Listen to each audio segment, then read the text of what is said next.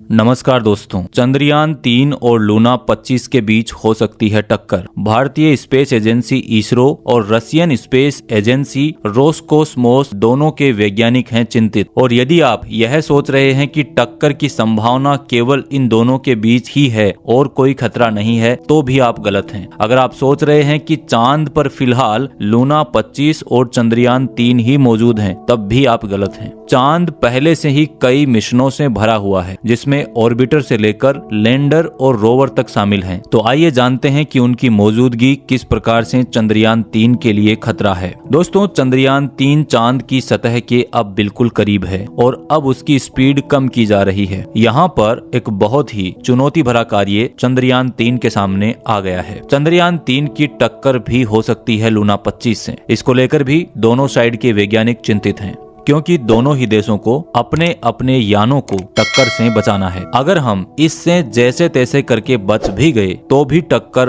हो सकती है चंद्रयान 3 की। और ये किससे हो सकती है? नासा के 2 ऑर्बिटरों से, जो कि वहां पर पहले से ही चंद्रमा के चक्कर लगा रहे हैं। और इसके अलावा कोरिया का भी एक ऑर्बिटर है जो चंद्रमा की कक्षा में चक्कर लगा रहा है। अगर वहां से भी हम सुरक्षित बच गए, तो भी एक ऑर्बिटर है जो आप सभी को मालूम ही होगा, भारत के द्वारा ही भेजा हुआ है और फिलहाल वह भी चंद्रमा के चक्कर लगा रहा है, चंद्रयान 2 का ऑर्बिटर, जिससे भी टक्कर हो सकती है। देखिए, चुनौती भरा समय इसलिए है क्योंकि ये सारे के सारे ऑर्बिटर चंद्रमा की उसी हाईवे पर चक्कर लगा रहे हैं जहां से चंद्रयान 3 को गुजरना है। और इसलिए अगले कुछ दिन चंद्रयान 3 के लिए बहुत ही चुनौतीपूर्ण है। और इसके साथ ही एक और जोखिम भरा कार्य यह है कि अगले कुछ दिनों के लिए चंद्रयान की स्पीड कम करना और धीरे धीरे चंद्रमा की सरफेस की तरफ लाना है। चंद्रयान 3 की स्पीड को कम करते हुए 100 किलोमीटर गुना 100 किलोमीटर की ऑर्बिट में लाना है। इन सभी प्रकार के टकराव को रोकना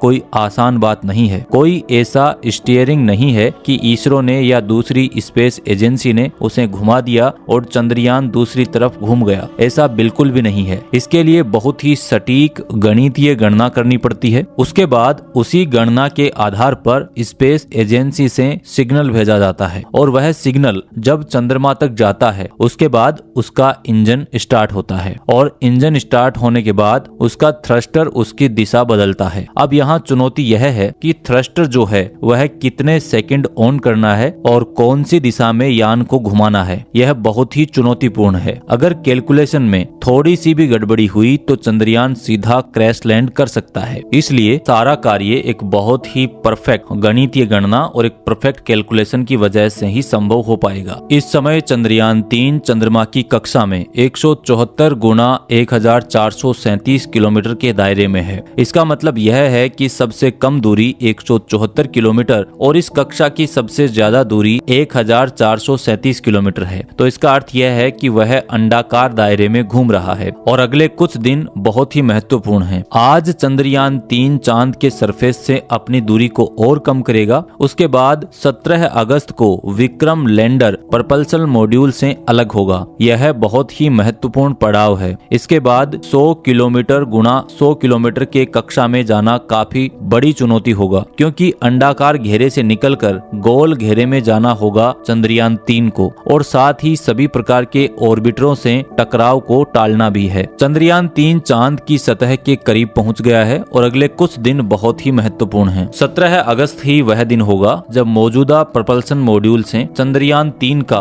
विक्रम लैंडर अलग होगा। 17 अगस्त तक इसे 100 किलोमीटर गुना 100 किलोमीटर की कक्षा में स्थापित किया जाना है। काफी महत्वपूर्ण तारीख है 17 अगस्त। देखिए, यह जो ऑर्बिटर है 100 किलोमीटर गुना 100 किलोमीटर का, यह बहुत ही छोटा है और इसमें 6 ऑर्बिटर मौजूद हैं। रूस का लूना 25 भी लगभग उसी समय वहां पहुंच रहा है। ऐसे में टकराव टालना एक बहुत बड़ी चुनौती भरा कार्य है। तो यह कार्य इसरो को करना पड़ेगा। इसके लिए बहुत सारे कोऑर्डिनेशन दूसरी स्पेस एजेंसियों के साथ बिठाकर चलना पड़ेगा। यहाँ पर समझना ये होगा कि चंद्रयान 3 के बाद में भेजा गया है लूना 25, तो इसका कोई भी कैलकुलेशन और गणितीय गणना इसरो के पास पहले से मौजूद नहीं है। और ऐसी स्थिति में इसरो को बिल्कुल भी पता नहीं है कि लूना 25 से चंद्रयान 3 के टकराव को कैसे रोकना है, क्योंकि वो सारी की सारी कैलकुलेशन उसे अब रूस की स्पेस एजेंसी रोसकोसमोस के साथ कोऑर्डिनेशन करके इकट्ठी करनी पड़ेगी और इसके बाद बाद में उसके आधार पर सटीक गणितीय गणना करने के बाद चंद्रयान 3 की दिशा में आवश्यकता हुई तो परिवर्तन करना पड़ेगा। और ऐसे में अगला प्रत्येक दिन चंद्रयान 3 के लिए बहुत ही महत्वपूर्ण और चुनौतीपूर्ण रहने वाला है, क्योंकि इंजन स्टार्ट करने में और दिशा बदलने में अगर थोड़ी सी भी चूक हुई तो चंद्रयान 3 की दिशा बदल सकती है और वह अपने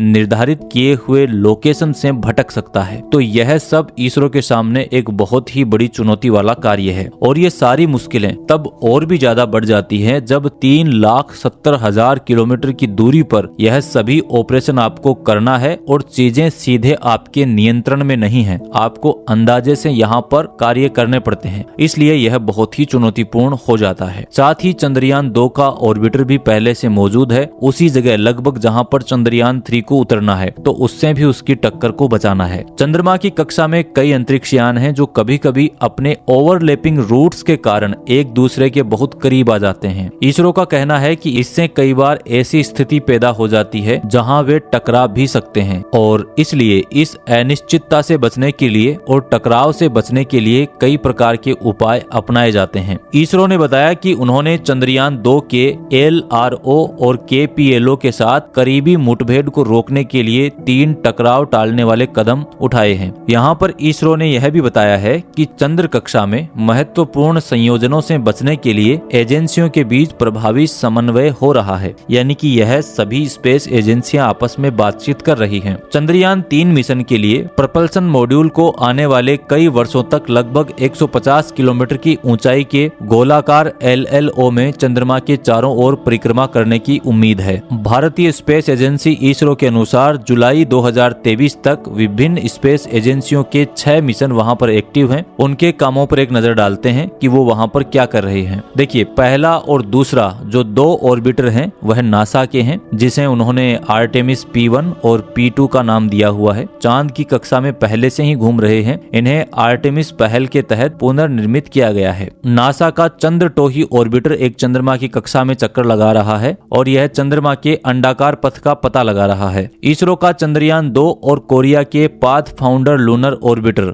दोनों 100 किलोमीटर की ऊंचाई पर ध्रुवीय कक्षाओं में नेविगेट कर रहे हैं। और जो चौथा मॉड्यूल है वह नासा का कैप्टन 9:2 प्रक्षेप वक्र का अनुसरण करता है, जो चंद्रमा के उत्तरी ध्रुव पर 1500 से 1600 किलोमीटर की ऊंचाई पर दक्षिणी ध्रुव पर लगभग 70,000 किलोमीटर दूर उड़ रहा है। इसके अतिरिक्त 2009 में जापान के कायुग सेलेन मिशन के अंतरिक्ष यान ओउना और 2008 में लॉन्च किए गए भारत का चंद्रयान 1 भी अब काम नहीं कर रहा है, लेकिन वह चंद्रमा की कक्षा में चक्कर लगा रहे हैं। इसके अलावा अन्य सभी ऑर्बिटर या तो चंद्रमा बुध कक्षीय व्यवस्था से बाहर चले गए हैं या चंद्र सतह पर नीचे उतर चुके हैं या नष्ट हो चुके हैं। ये मिशन की विफलता के कारण संबंधित अंतरिक्ष एजेंसियों से संपर्क खो चुके हैं। इसके अलावा चीन का एक चांग E4 मिशन के लिए एक डेटा रिले उपग्रह है। चीन का क्यूकियाओ 2018 में लॉन्चिंग के बाद पृथ्वी चंद्रमा L2 पॉइंट के पास एक हेलो कक्षा में स्थानांतरित हो गया था। अब बात करते हैं कि चंद्रमा की सतह पर लैंडर कौन कौन से मौजूद हैं। वर्तमान में चांग E4 द्वारा भेजा गया चीन का Yutu-2 रोवर चंद्रमा की सतह पर एकमात्र ऑपरेटिंग रोवर के रूप में खड़ा है, यानी कि वो वहां पर सक्रिय रूप से चंद्रमा के दूसरे हिस्से में खोज कर रहा है और वहां पर घूम रहा है।